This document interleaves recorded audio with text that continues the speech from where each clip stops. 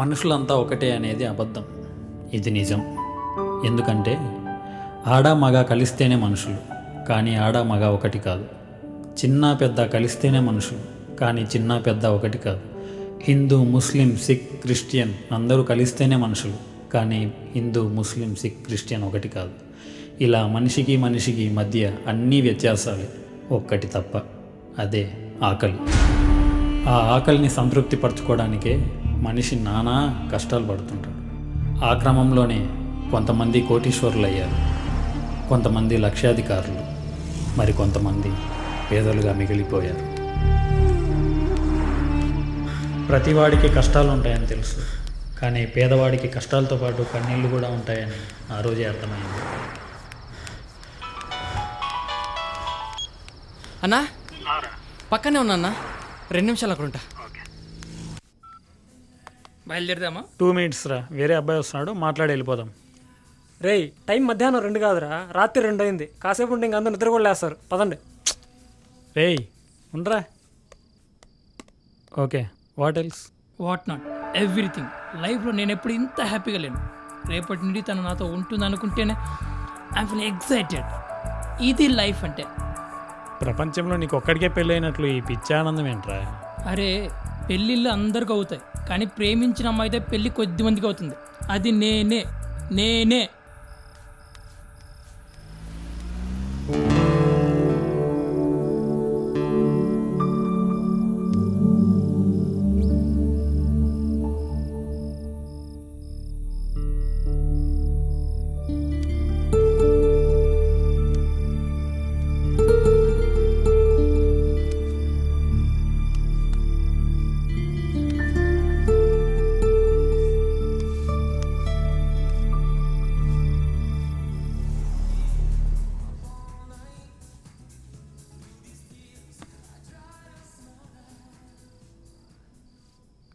అన్నా ఎరా బాగున్నావా?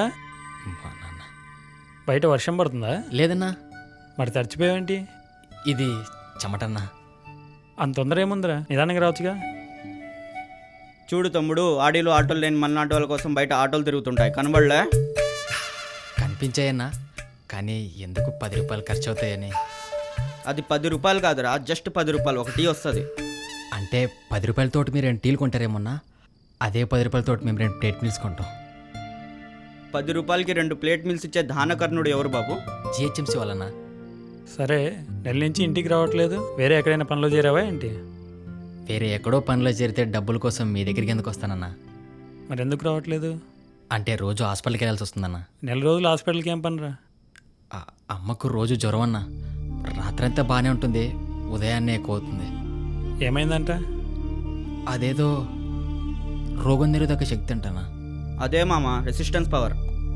అది తక్కువైందని చెప్పారన్నా. తినే తిండి, తాగే నీరు, పీల్చే గాలి అన్నీ కలుషితం అయిపోయినారు. వాటి కొంచెం దూరంగా ఉంటే మంచిదని చెప్పారు. మామ, ఈ రోజుల్లో అన్నీ కలుషితమే.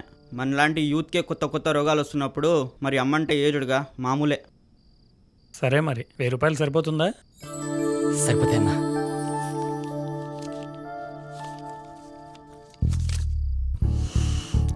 పాపాలరా, ఏమైందిరా? పక్కింటి వాళ్ళకి పనికిమాల సలహాలు ఇచ్చి నీ వాళ్ళకి నీతులు చెప్పడం అంటే ఇదే. నేనేం చేశానురా?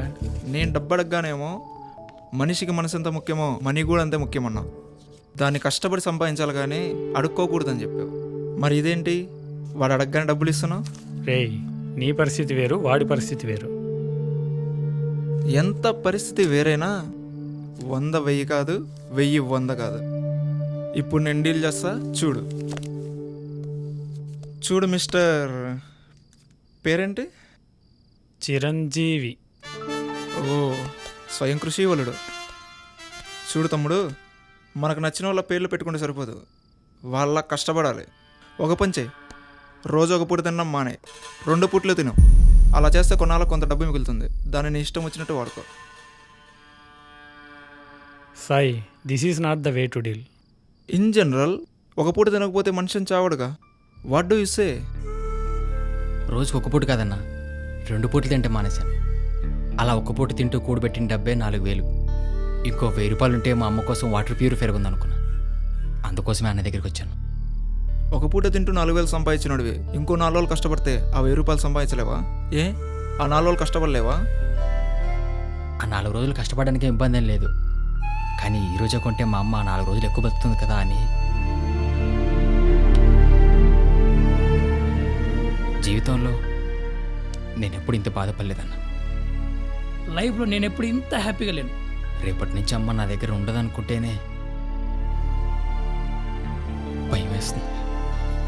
రేపటి నుండి తను నాతో ఉంటుంది అనుకుంటేనే ఐ ఫీల్ ఎక్సైటెడ్. జీవితం అంటే ఇంతేనన్న. ఇది లైఫ్ అంటే.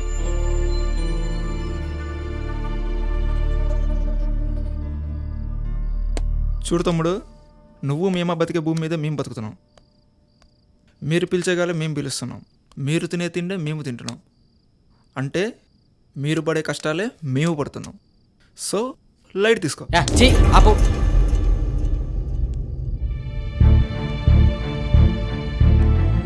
మీరంటే తప్పులు చేస్తున్నారు, శిక్షలు అనుభవిస్తున్నారు. ఏ తప్పు చేయని మేమెందుకు శిక్షలు అనుభవించాలి? మేమేం చేసాంరా? ఏం చేయలేదు, అంతా అయిపోయిందన్న. చేయడానికి ఏం లేదు అన్న, నాకు ముందే చెప్పాడు. ఏంటి? అదే అన్న, ప్రకృతి మొత్తం కలుషితం అవడానికి కారణం మనం వాడే వాహనాలే అని ఆ రోజు. Of course yes, it's true. అన్న, ప్రకృతిని నాశనం చేయడం అనే పోటీ పెడితే మీకు మీరే పోటీ, మీకు మీరే సాటి అన్న.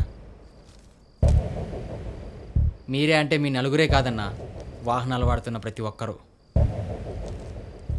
నీకు బైక్ లేదా? ఆ? బైకు కడుపుకు కూడు దొరికితే చాలనుకునే మాలాంటి పేదోళ్ళకి బైక్ ఎలా వస్తుందన్న? అంటే రేపు సంపాదిస్తే కొంటావుగా? మీరు అప్పటిదాకా మమ్మల్ని బతకనిస్తే కొనాలనే ఉంది, కానీ మీరు ప్రకృతిని నాశనం చేయడానికి పడే కష్టాలు చూస్తుంటే అవేం జరగలేవు అన్న. మనిషి తిండి లేకుండా 3 వారాలు బతకగలడు, నీరు లేకుండా 3 రోజులు బతకగలడు. అదే గాలి లేకుండా 3 నిమిషాలనే బతకగలడు అన్న. లెక్క కరెక్టా అన్న?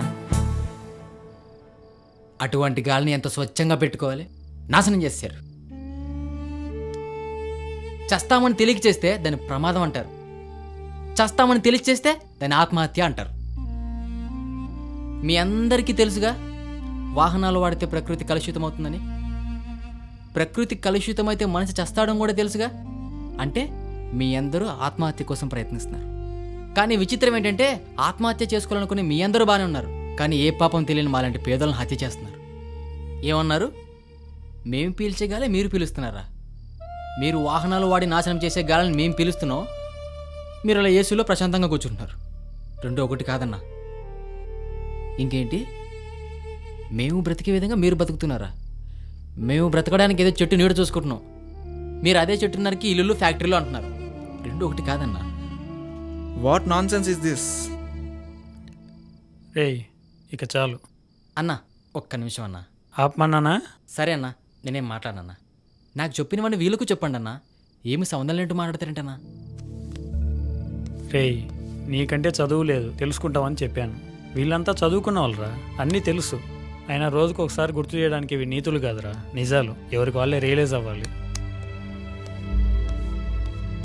ఇంటికెళ్ళు, ప్రశాంతంగా పడుకో. రేపు పొద్దున్నే ఇంటికి వస్తాను, అమ్మని హాస్పిటల్ తీసుకెళ్ళాను. థ్యాంక్స్ అన్నా. Sorry for everything, it's an accident. ఛా, ఇంజనీరింగ్ చేసి ఇన్నేసి వేలు సంపాదిస్తూ ఇంట్లో పని అంతా ఇన్ని మాటలు పడతాను అనుకోలేదు. వాడు నిన్నేమనలేదు, వాడి బాధ చెప్పుకున్నాడు అంతే. బాధలుంటే మడిచి లోపల పెట్టుకోమను, నాకు చెప్పడం దేనికి? షేర్ చేసుకుంటావనరా. నేనెందుకు షేర్ చేసుకోవాలరా? ఎందుకు షేర్ చేసుకోవాలా? ఇక్కడ ఏం జరుగుతుందో అర్థమవుతుందా? చాలా క్లియర్గా పార్టీ చేసుకుంటాను. పార్టీ దేనికి? మనోడు పెళ్లి కుదిరింది కదా. వాడికి పెళ్లి ఫిక్స్ అయితే మనకేంటి? మనకేంటి? వాడి పెళ్లితో మనకేం సంబంధం? వాడి పెళ్లితో మనకు సంబంధం ఏంటి? ఏం లేదు. మరి ఏ సంబంధం లేకుండా ఈ పార్టీ ఏంటి? వీడు ఆనందంగా ఉన్నాడు, వాడు ఆనందాన్ని మనతో షేర్ చేసుకుంటాడు. Very good. ఏ సంబంధం లేని వాడి ఆనందాన్ని షేర్ చేసుకుంటున్నాం, మనమే కారణమైనటువంటి వాడి బాధను షేర్ చేసుకోకూడదా? అన్నా. ఏంటి? సరే అన్నా, ఒక్క మాట. ఇంకేం మిగిలేరా? ఇందాక మీరు ఒక మాట అన్నారు, ఒక పూట అన్నం తినకపోతే మనిషిని చావడని. అది నిజమే, నేనే సాక్షి. కానీ మీరు తెలుసుకోవాల్సిన ఇంకో నిజం ఏంటంటే, వారానికి ఒక రోజు వాహనాలు నడుపుకుంటూ ఉంటే మనిషిని చావడు. పైగా అందరం ఒకరోజు ఎక్కువ బతుకుతామన్నా.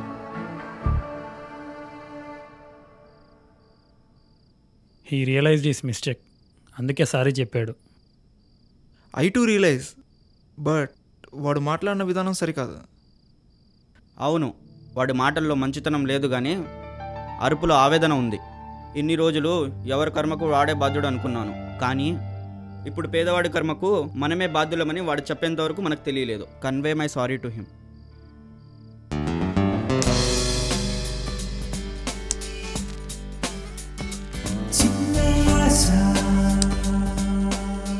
ద్రౌపది తన చీర లాగేటప్పుడు ఎంత ఇబ్బంది పడ్డదో వాడు అరుస్తుంటే మేము అంతే ఇబ్బంది పడ్డాం.